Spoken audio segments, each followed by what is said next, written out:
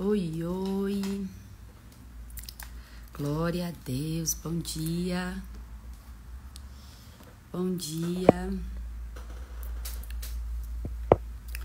glórias a Deus.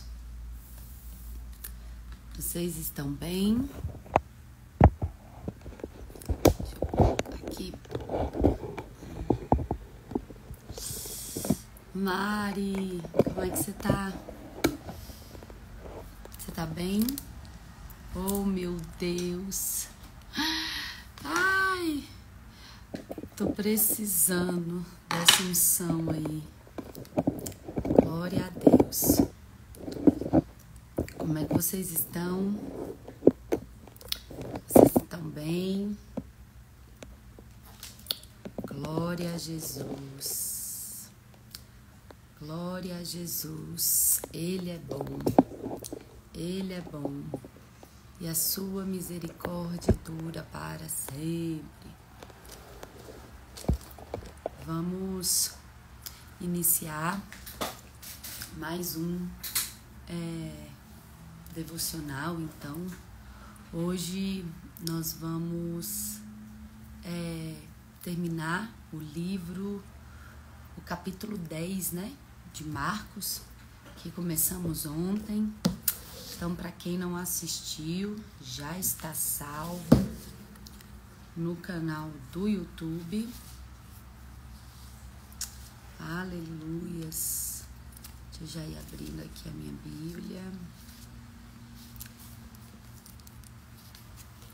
Já caminhando para a reta final de Marcos. Glória a Deus. Glória, glória a Deus. Então vamos orar. Vamos iniciar orando.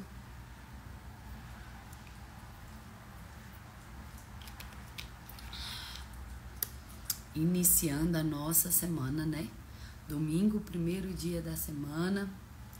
Bom dia, Michele.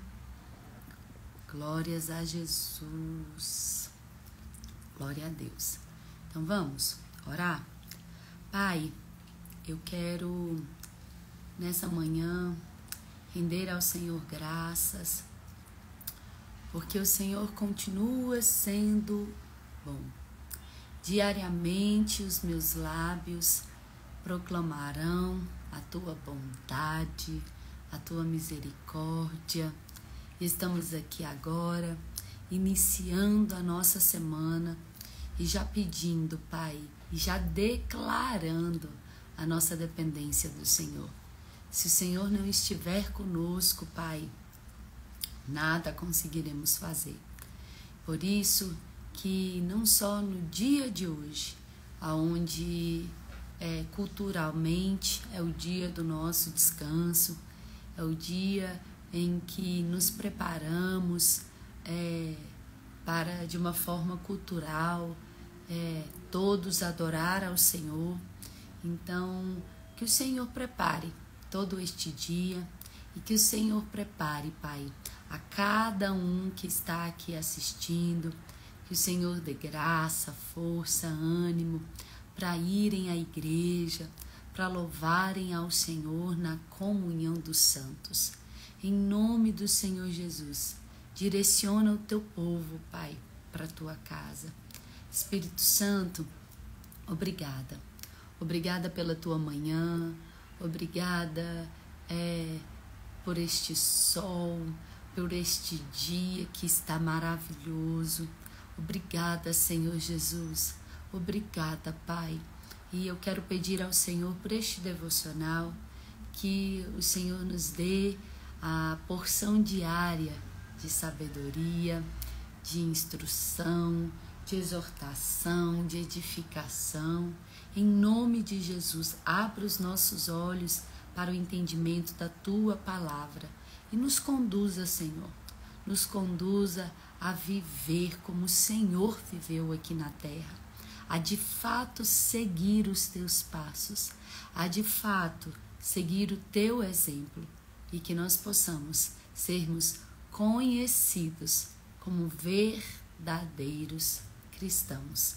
Em nome de Jesus, que ao olharem para nós, eles confessem isso. Ali vai uma mulher de Deus, um homem de Deus. Por isso, em nome de Jesus, eu quero pedir ao Senhor, papaizinho querido, que a nossa mente agora seja levada cativa ao Senhor, para que então nós possamos, com a mente de Cristo, ler e compreender a Tua palavra. Em nome do Senhor Jesus. Amém. Amém. Amém. Glória a Deus. Então vamos? Nós paramos. Alguém comenta para mim? Marcos 10. Por favor. Alguém pode comentar aqui para mim? Marcos 10.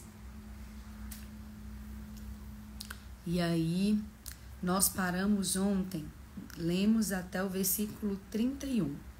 Aí hoje, nós já vamos para Marcos, capítulo 10, versículo 32. Ai, aqui, Michele, obrigada. Obrigada. Então, bora. Marcos 10, versículo 32. Está escrito a epígrafe do texto. Jesus prediz novamente a sua morte e ressurreição. Eles estavam subindo para Jerusalém e Jesus ia à frente. Os discípulos estavam admirados, enquanto os que seguiam estavam com medo. Novamente, ele chamou à parte os 12 e lhes disse o que haveria de lhe acontecer. Estamos subindo para Jerusalém, e o Filho do Homem será entregue aos chefes dos sacerdotes e os mestres da lei. Eles o condenarão à morte e o entregarão aos gentios, que zombarão dele, cuspirão nele, o açoitarão e o matarão. 3 dias depois, ele ressuscitará. Não há sofrimento que seja eterno. Não há fase ruim, tempo ruim que seja eterno. Eu sempre que ao receber, seja num gabinete, seja num consultório, né, em atendimento, eu sempre fico a perguntar, quando vem alguém que há meses, há anos, está vivendo dentro de uma situação de julgo, dentro de uma situação de escassez, sabe? Dentro de, vamos falar de uma forma, de uma forma crentez, dentro de um deserto, onde ela está ali durante anos e anos. Eu fico a me questionar, porque eu não vejo, segundo as Escrituras, eu não vejo Deus tendo prazer em um sofrimento maior. Ah, Carol, mas o povo que saiu do Egito ficou 40 anos no deserto. Sim, ficou. Mas porque era o propósito de Deus? Claro que não. Qual era o propósito de Deus?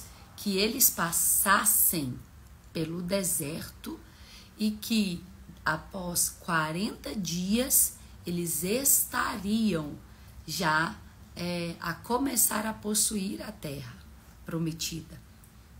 Mas aquilo que era para levar 40 dias, levou 40 anos.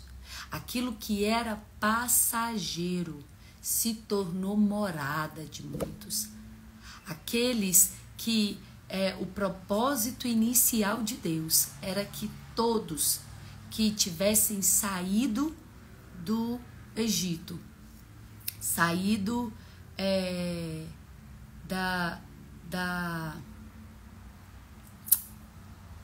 todos aqueles que tivessem saído da Babilônia, do Egito, eles fossem ali para...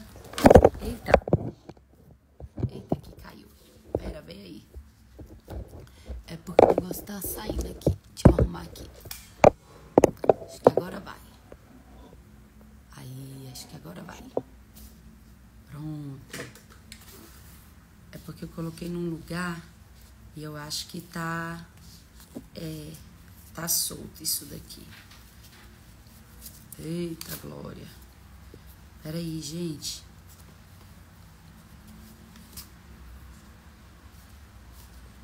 Então, nós vamos ver que todos aqueles que saíram ali do Egito, qual que era o propósito de Deus? Que absolutamente todos entrassem na terra prometida. E qual que é o ponto? Por que muitos até morreram ali, né? Muitos. Apenas, a Bíblia diz que apenas Josué e Caleb foram os únicos que saíram do Egito e alcançaram a terra prometida. Era esse o propósito de Deus inicial? Era essa a vontade de Deus? Não. Mas, por consequência de escolhas diárias do povo, por consequência do coração que eles não se deixaram ser moldados por Deus, eles então fizeram do Egito a sua morada, fizeram do deserto a sua morada, fizeram do deserto até o seu sepulcro, né? Muitos morreram ali e por ali ficaram. Então, entendemos isso, devemos entender. Quando você entrar em alguma coisa, quando eu entro em alguma situação assim difícil, um tempo, sabe assim, eu já vou logo, Pai, abra os meus olhos ao entendimento para que eu consiga compreender o que é que o Senhor quer me ensinar. O que é que eu preciso aprender nesse tempo. Tempos difíceis provém de Deus? Óbvio, provém. Claro que provém. O deserto era proposital ali por Deus. Foi um caminho preparado por Deus. Por quê? Porque a ideia de Deus não era só dar a terra. A terra já estava pronta. A terra já estava pronta. Mas era o povo que não estava. O coração daquele povo não era de filhos. A mentalidade deles não eram de filhos de Deus. Devido aí, né, a tantos anos sob jugo de escravidão, eles deixaram com que a sua mente se acostumasse e então se tornaram, alimentaram ali essa mentalidade de escravidão. Mentalidade essa que o Senhor nunca quis para os filhos teus. Nunca quis. Nunca foi o propósito de Deus que venhamos a permanecer como escravos. Nunca foi o propósito de Deus que a nossa mentalidade. Era isso que Deus o tempo todo estava querendo mudar naquele povo. A sua mentalidade. A sua mentalidade. Porque não adianta, se eles fossem para Canaã, se eles alcançassem toda a terra prometida, com a mentalidade de escravos, eles voltariam a se subjugar a outras nações, ao invés de lutar e conquistar. A prova disso é que quando eles foram espiar a terra e voltaram com uma palavra, olha, a terra é boa, mana leite, mana mel, seus cachos, olha aqui, como que são grandes, os cachos de uva. 2 homens, você tem noção disso? 2 homens precisavam carregar um cacho de uva. Gente, tomem noção do quanto as uvas eram grandes, pesadas.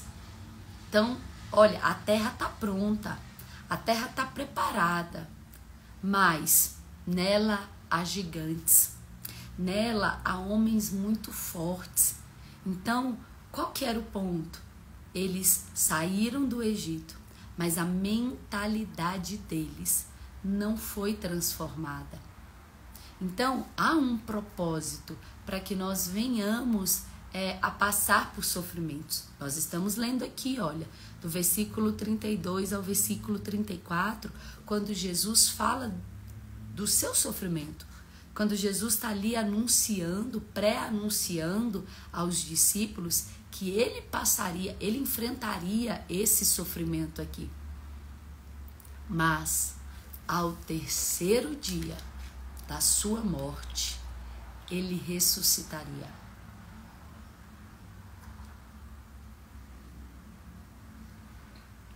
E sabemos que tal morte, tal sofrimento, depois trouxe a ele a autoridade que hoje o seu nome está acima de todo nome. Hoje o nome de Jesus está acima de todo nome. Por isso, no nome dele, nós temos a autoridade que temos hoje.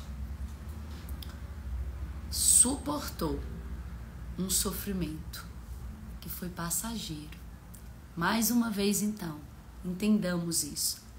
Ainda que esteja ou venha passar por sofrimentos, eu preciso logo alinhar a minha mente a Cristo, alinhar o meu coração a Cristo, porque eu preciso logo sair dessa situação, tá? Não há no propósito, no coração de Deus, a vontade do Pai. Não é fazer do deserto a nossa morada, mas fazer com que seja um lugar de passagem. Então, por 3 dias, por dias aqui, né? Ele estava falando, olha, o Filho do Homem vai ser entregue, eles condenarão à morte, eles entregarão aos gentios, zombarão dele, cuspirão nele, açoitarão e o matarão. Mas 3 dias depois da sua morte, ele ressuscitará. Glória a Deus. E fiel é o Senhor que promete e cumpre. Fiel é o Senhor que não deixa com que nenhuma da sua palavra caia por terra. Porque como ele falou, assim se cumpriu. Então deixa eu te fazer uma pergunta. Porventura mudaria o Senhor? Porventura, a Bíblia mesmo diz, está escrito, eu não sou homem para mentir, nem filho do homem para me arrepender daquilo que prometi. Falaria eu e não cumpriria? É óbvio que o Senhor cumpre aquilo que ele promete. Amém? Bora lá. Versículo 35. Nisso, Tiago e João, filhos de Zebedeu, aproximaram-se dele e disseram, Mestre, queremos que nos façamos o que vamos te pedir. O que vocês querem que eu faça? Perguntou ele. Eles responderam, permite que na tua glória nos assentamos, um à tua direita e outro à tua esquerda. Disse-lhe Jesus, vocês não sabem o que estão pedindo. Podem vocês beber o cálice que eu estou bebendo ou ser batizados com o batismo que eu estou sendo batizado? Estou sendo batizado. Como assim, Carol? Que batismo é esse que Jesus está sendo batizado? Esse é o verdadeiro batismo com fogo, ou seja, suporte, provação. Batismo com fogo é essa preparação para suportar a provação, para suportar aquilo que eu preciso para não negar, para não sair do meu propósito. Olha só, Cristo dizendo, versículo 40, mas o assentar-se à minha direita ou à minha esquerda não cabe a mim conceder. Esses lugares pertencem àqueles que foram para quem foram preparados. Quando os outros 10 ouviram estas coisas, ficaram indignados com Tiago e João. Jesus os chamou e disse: vocês sabem que aqueles que são considerados governantes das nações as dominam, e as pessoas importantes exercem poder sobre elas. Não será assim entre vocês. Ao contrário, quem quiser tornar-se importante entre vocês deverá ser servo, e quem quiser ser o primeiro deverá ser escravo de todos, pois nem mesmo o Filho do Homem veio para ser servido, mas para servir e dar a sua vida em resgate por muitos.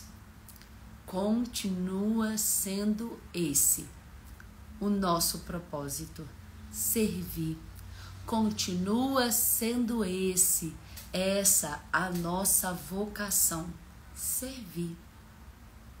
Vá para a igreja hoje, vá para o culto, vá cultuar ao Senhor, mas chegue perguntando ao Senhor: Pai, como hoje eu posso servir os meus irmãos? Senhor, como hoje eu posso de alguma forma servir a estes que estão aqui? Como eu posso servir a tua noiva, Jesus? Seja olhando o copo, se há copos descartáveis no lugar, se há papel higiênico no banheiro, se o banheiro está limpo. Vá onde tem um pano para que eu possa limpar ali que está sujo. Chegue 10 minutos mais cedo e olhe e pergunte como você pode servir a noiva. Pergunte como você pode servir as pessoas que estão ali. Talvez a sua igreja tenha um ministério da cozinha, tenha um ministério lá. Então, vá lá e pergunte se eles querem ajuda no dia de hoje, se de alguma forma você pode ajudar ali, com serviço mesmo, com o voluntariado. Se coloque à disposição.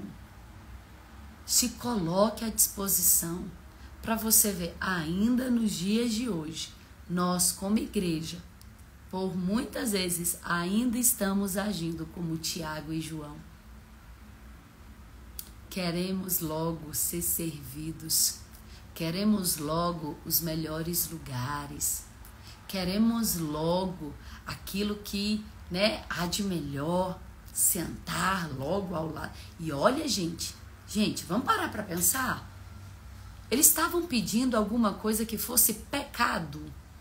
Eles estavam pedindo alguma coisa que fosse ilícito. Eles estavam querendo ir para a glória, sentar ao lado de Jesus. O que é de ilícito que tem nisso daqui? Aparentemente, nada. Eles estavam desejando: Senhor, eu quero ir para o céu. E há uma mesa preparada. Me permite sentar ao teu lado? Gente, o que de errado aparentemente teria? Mas o seu coração, o coração de Tiago, o coração de João, estavam movidos o quê? a tirar proveito da situação. No coração deles estava o desejo de logo serem servidos. E Jesus os corrige e os exorta justamente pelo motivo da intenção do seu coração.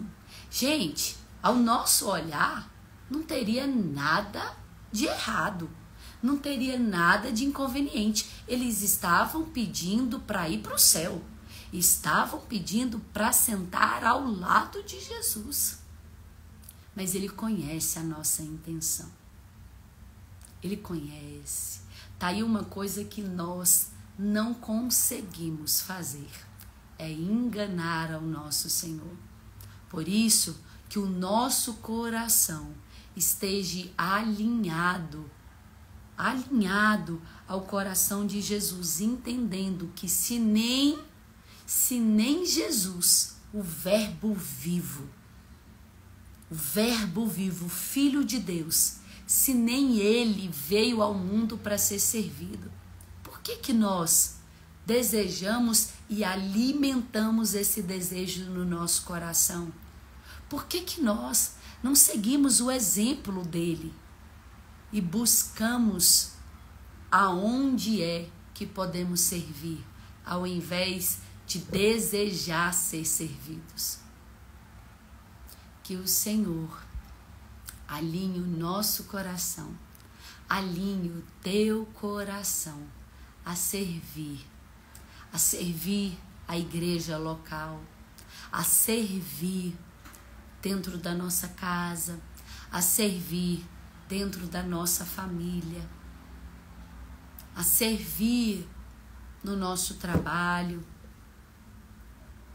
Ele vê a intenção, ele vê. Bora. O cego Bartimeu recupera a visão. Versículo 46. Está escrito assim: Então chegaram a Jericó. Quando Jesus e os seus discípulos, juntamente com uma grande multidão, estavam saindo da cidade, o filho de Timeu, Bartimeu, que era cego, estava sentado à beira do caminho pedindo esmolas. Quando ouviu que era Jesus de Nazaré, começou a gritar: Jesus, filho de Davi, tem misericórdia de mim. Muitos o repreendiam para que ficasse quieto, mas ele gritava ainda mais: Filho de Davi, tem misericórdia de mim.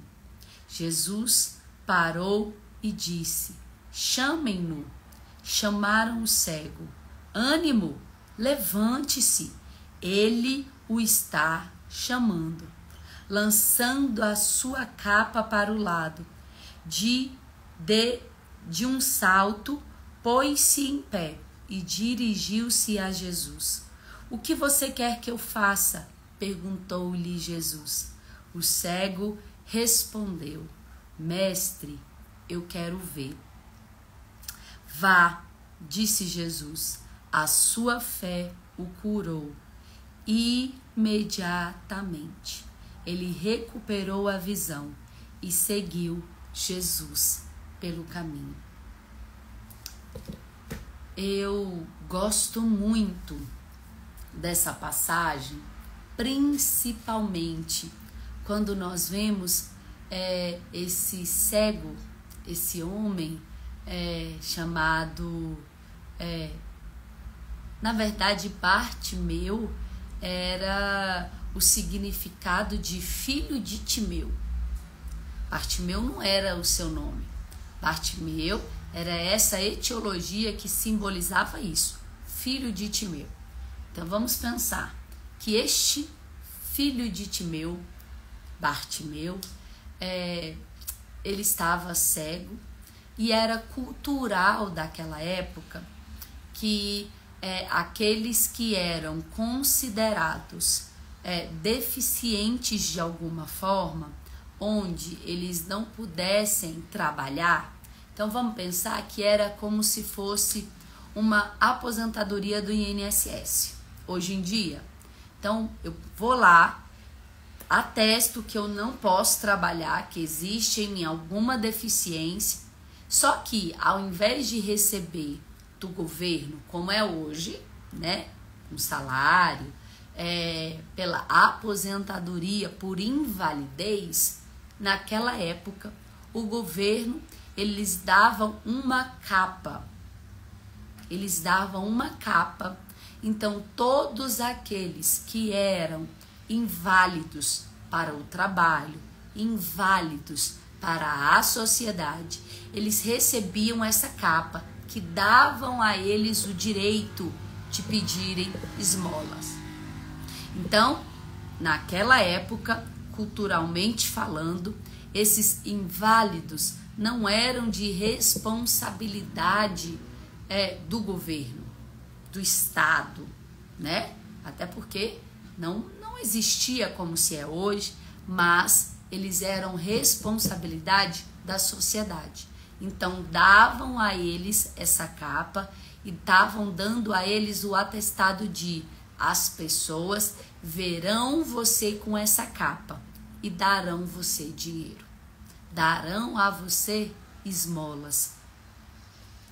E aí então nós vemos esse homem que estava à beira do caminho, ao ouvir que Jesus estava passando, começa a clamar: Jesus, filho de Davi, tem compaixão de mim. Um homem que fisicamente era cego, conseguia, nessa circunstância, enxergar muito melhor do que muitas outras pessoas que estavam ali. Como assim, Carol? Porque muitos daquela multidão que seguiam a Jesus não enxergavam nele o filho de Davi, não enxergavam nele ser o filho de Deus. O seguiam porque ele era um profeta, o seguiam porque ele fazia milagres, o seguiam porque ele tinha uma palavra muito forte. Mas muitos que o seguiam, estavam ali atrás dele, não o seguiam porque viam nele como filho de Davi. Mas vemos um cego enxergando além do que é físico e enxerga há 14 gerações atrás. Há 14 gerações atrás. Então nós vemos que essa separação até a vinda de Jesus, né? Então vamos pensar, de Abraão até Davi, passam ali 14 gerações. De Davi a Jesus, passam outras 14 gerações. E o que conseguimos enxergar? Esse homem vê além das circunstâncias, vê além daquilo que é físico, e por causa da sua fé, Jesus diz, por causa da sua fé, ele alcançou o milagre. Fé em que sentido, Carol? Porque após o seu clamor, quando Jesus o chama, ele imediatamente abandona a capa. Ou seja, ele abandona o velho. Ele abandona, ele está tirando dele aquilo que daria a ele direito de permanecer naquele lugar. Ele está dizendo, isso daqui era até eu encontrar com ele. Agora que eu vou encontrá-lo, eu não precisarei mais dessa capa. E a Bíblia diz que imediatamente ele lança ao seu lado a capa e vai de encontro a Jesus. Hoje, o que nós podemos aprender com esta palavra, principalmente aqui, acerca deste homem que eu preciso ver além das circunstâncias, ainda que não haja em nós discernimento, mas precisa haver em nós a sensibilidade de que de agir por fé, de clamar por fé. Com certeza, você tem uma palavra profética sobre a sua vida. Com certeza, você tem, como que eu vou colocar? Você tem uma promessa de Deus sobre a sua vida. Você tem uma promessa que ainda precisa ser cumprida na sua vida, na sua casa, na sua família. Talvez você possa nunca ter recebido uma palavra através de um profeta ou ter ouvido uma voz de Deus, mas ao acessar uma palavra, ao abrir as Escrituras, você verá promessas para ser cumpridas na sua vida, na sua casa, na sua família. E agora cabe a nós agirmos não mediante aquilo que estamos vendo, mas a agirmos mediante a nossa fé. Carol, de uma maneira prática, o que eu preciso fazer? Abandonar o velho. Abandonar aquilo que te dá legalidade para ser vista como uma coitadinha. Abandonar, sabe, aquilo que olharam para você, esse lugar, e colocaram você nesse lugar de vítima. Abandone essa circunstância. Pare de ser lembrada por aquilo que fizeram contra você. Está na hora de você ser lembrada por aquilo que o Senhor fará na sua vida. Está na hora de você ser vista não como aquela coitadinha, não como aquela vítima. Está na hora de você abandonar os direitos que essa dor trouxe a você. Porque tem muita gente, eu falo isso porque eu conheço. Tem muita gente que, ainda que esteja em sofrimento, não quer abandonar o sofrimento. Por quê? Porque estar no lugar de vítima dá a ela direitos. Dá. Estar nesse lugar de cego me dá o direito de não precisar trabalhar, mas me dá o direito de todos os dias estar recebendo dinheiro, porque eu estou usando uma capa. Me dá o direito de estar aqui sentado sem fazer nada, a receber esmolas diariamente. Está na hora de você abandonar as esmolas. Está na hora de você abandonar as migalhas para viver o extraordinário de Deus. Está na hora de você abandonar esse lugar de vítima, esse lugar de sofrimento. As pessoas se acostumam no sofrimento. As pessoas se acostumam no lugar de vítima. Por quê? Porque sempre tem um discurso. Sempre tem um discurso no qual ela vai se repetindo. Para quê? Para que as pessoas continuamente tenham dó, tenham pena dela. Ai, nossa, olha ali que coitada. E aí vão lhe dando esmolas. Vão lhe dando aquilo pelo qual você não precisa mais. Esse homem, por causa da sua fé, abandonou esse lugar. E a partir daquele momento, ele não podia mais pedir esmolas. A partir daquele momento, não sei quantos anos esse homem tinha. Mas ele não teve medo de, nossa, mas será que eu ainda tenho idade para aprender um ofício novo? Será que eu ainda tenho idade para aprender? Porque agora eu vou ter que me sustentar. Agora eu vou ter que fazer alguma coisa que gere em mim sustento. Porque eu não posso mais pedir esmola. Eu não sei a idade que esse homem tinha. Mas ele não teve medo daquilo que iria acontecer. Porque a fé que foi suficiente para ele viver o milagre, a mesma fé, eu creio, não está escrito, mas eu creio que foi suficiente para ele entender que aquele que me curou, ele é filho de um Deus, que é o meu Pai, e me ajudará a começar do zero.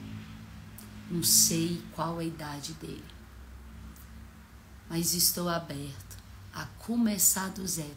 Estou saindo desse lugar de vitimismo. Estou saindo desse lugar de dor que me machucou, que me feriu, mas para agora ser a protagonista da minha vida. Mas para agora arregaçar as mangas, o que é que precisa fazer? Eu vou fazer. O que é que precisa ser feito? Eu vou fazer. Abandonar esse lugar de vítima. Abandonar esse lugar. Tá na hora. Porque a fé que é suficiente para te fazer levantar, essa fé será suficiente para você viver o extraordinário. Amém? Glória a Deus. Então, encerramos Marcos capítulo 10 e eu quero agradecer a vocês que estiveram comigo até aqui e dizer, amanhã, às 8 horas da manhã, estaremos aqui novamente para lermos juntos e aprendermos do Senhor Marcos capítulo 11, tá? E eu quero lembrar vocês que há um cronograma. Qual que é o propósito? Nós lermos toda a Bíblia esse ano. Só que é impossível nós lermos toda ela esse ano só nas lives. Porque vocês estão vendo, por exemplo, ontem nós começamos a ler Marcos capítulo 10 e não deu para em 1 hora lermos todo o capítulo de Marcos. E aí por isso dividimos. Hoje finalizamos o livro de Marcos, porque era um livro maior, com mais capítulos, com mais versículos. Então, não conseguimos, porque também explicamos sobre a palavra. Não é só uma leitura corrida. Então, não dá para lermos toda ela aqui na live. Mas qual que é o propósito das lives? É lermos o Novo Testamento. Isso daí nós vamos conseguir. Nós vamos ler todo o Novo Testamento juntas. E qual que é a sua responsabilidade? Ler o Antigo Testamento em casa, no seu devocional. Você desenvolver o hábito da leitura. Tenho um cronograma de leitura bíblica anual. Então, hoje, tá? Hoje tem os capítulos da Bíblia que você precisa ler. Tá no nosso cronograma. Carol, eu não tenho esse cronograma. Aonde que eu consigo? Me manda uma mensagem, tá? Me manda uma mensagem. Eu quero o cronograma bíblico. Que eu vou estar te enviando um link para você baixar o cronograma. Gratuito, tá? E aí você baixa esse cronograma e você vai lendo os capítulos, tá lá para cada dia os capítulos que você precisa ler. Carol, mas já estamos aí quase finalizando fevereiro. Ainda dá tempo? Óbvio que dá. Começa hoje. E aí você vai lendo 2 dias. É só o Antigo Testamento que você lê. Então você vai lendo do que tá lá 2 dias seguidos. Que aí daqui a 2 meses, né? Vamos pensar aí quase. Você já vai estar certinho lendo aquilo que é diário ali, tá bom? Então, ainda dá tempo de você começar a sua leitura bíblica juntamente comigo, para lermos a Bíblia toda esse ano. Então, é da sua responsabilidade, tá? Ler o Antigo Testamento aí, tá bom? Então, aqui, juntos, nós estaremos lendo e discorrendo o Novo Testamento, tá bom? Mas não deixe de ler o Antigo Testamento. Não deixe de fazer a sua leitura. Coloque isso no seu coração e se aprenda, disciplina. se discipline a ler todos os dias as Escrituras, a ler todos os dias a palavra de Deus. Hoje, gente, tempo para isso nós temos.